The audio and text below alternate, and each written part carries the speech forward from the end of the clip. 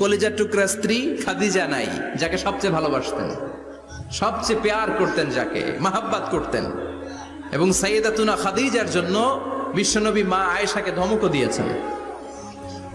সাইয়েদাতুনা খাদিজার কথা যখন বিশ্বনবী বলে বেড়ায় মা আয়েশার কাছে, খাদিজার কথা বললে মা আয়েশা বলতেন, ও নবী, কোন জাহিলি যুগে এক বুড়ি মহিলার সাথে আপনার বিয়ে হয়েছিল, মরে গিয়েছে, কবরে শুয়ে আছে।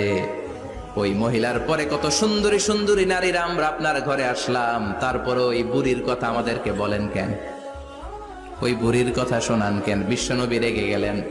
সাইয়েদাতুনা খাদিজাকে বুড়ি বলার কারণে বিশ্বনবী মা আয়েশার চোয়ালটা এইভাবে চেপে ধরেছে।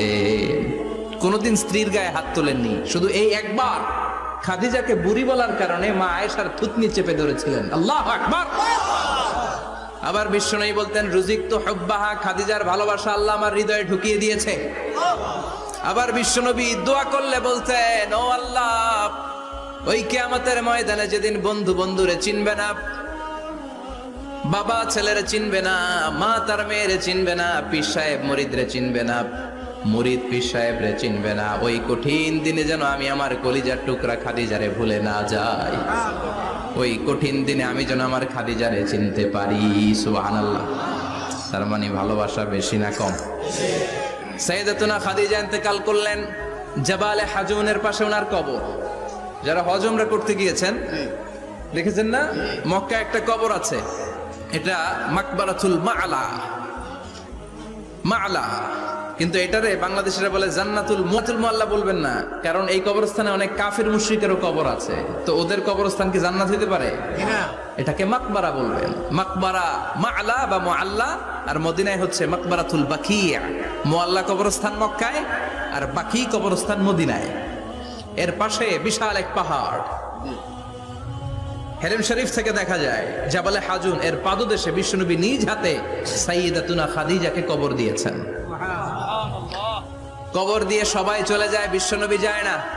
দাঁড়িয়ে দাঁড়িয়ে কাঁদতে লাগলেন। সাইয়েদনা আবু বকর বলে, নবী চলেন ঘরে ফিরে যাই। বিশ্বনবী বললেন, তুমি যাও, আমি যাব না। যেই মহিলাটাকে এইমাত্র কবর দিলাম সাধারণ মহিলা না, আমার বিপদের দিনের সঙ্গিনী খাদিজা। আজীবন আমাকে ছাতার মতো শেল্টার দিয়েছে, সমস্ত সম্পদ আমার পায়ের সামনে বিছিয়ে দিয়েছে রে আবু বকর। তোমার মনে চায় ঘরে ফিরে যাও, আমি দাঁড়িয়ে থাকবো। এখনই খাদিজার কবরের 3টা প্রশ্ন করা হবে। আমি খাদিজার পক্ষ থেকে 3টা প্রশ্নের জবাব দিয়ে তারপরে ঘরে ফিরে যাব রে আবু বকর।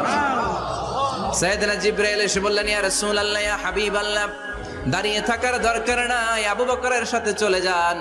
রব্বুল আলামিন বলেছেন, ওই কবরের 3টা প্রশ্নের জবাব দিতে যদি খাদিজার সমস্যা হয়, আরশের উপর থেকে 3টা কবরের প্রশ্নের জবাব আল্লাহ নিজেই দিয়ে দিবে। কি প্যার করতেন বিশ্বনবীকে। সাইয়েদাতুনা খাদিজা ইন্তেকাল করলেন, চাচা আবু তালেব ইন্তেকাল করলো।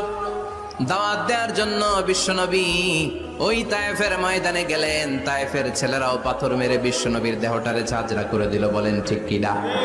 খেয়ে না খেয়ে দিন প্রচারের কাজে নিজেকে দিয়েছ বিলিয়ে।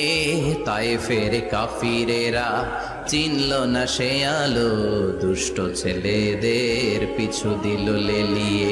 পাথরের আঘাতে ক্ষত বিক্ষত হয়ে সারা শরীর থেকে রক্ত ঝরে। হে রাসূল, তোমাকে ভুলি আমি কেমন করে।